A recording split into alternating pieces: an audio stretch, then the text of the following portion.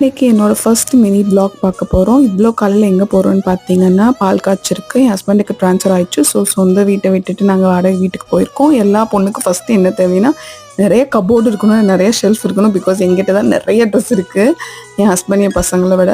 So அது இருக்கணும், safety இருக்கணும், கிச்சன் நீட்டாக இருக்கணும். ஸோ அது எல்லாமே சேர்ந்த மாதிரி ஒரு வீடு நல்லா அமைஞ்சுது. சித்திரை 1க்கு பால் காய்ச்சலான்னு, ஏன்னா அதுக்கு மேலே 4 நாள் பார்த்தீங்கன்னா மே லாஸ்ட்டில் தான் வருது. ஸோ ஸ்கூல் அட்மிஷனுக்கெல்லாம் கொஞ்சம் ப்ராப்ளம் ஆயிரும், அதனால சொல்லிட்டு அப்பயே காய்ச்சிட்டோம். ஆல்ரெடி ஓனர் எல்லாமே நீட்டாக கழுவி வச்சுருந்தாங்க. ஸோ போனதும் கோலம் போட்டுட்டு பூஜை ரூம் எல்லாம் ரெடி பண்ணிவிட்டு 7:30க்கு மேலே நல்ல நேரத்தில் நல்லா பால் காய்ச்சிட்டு சாமி கும்பிட்டு எல்லோரும், நான், என் ஹஸ்பண்ட், என் பசங்க, எங்கள் அத்தை, நாங்கள் 5 பேர் தான் போயிருந்தோம்.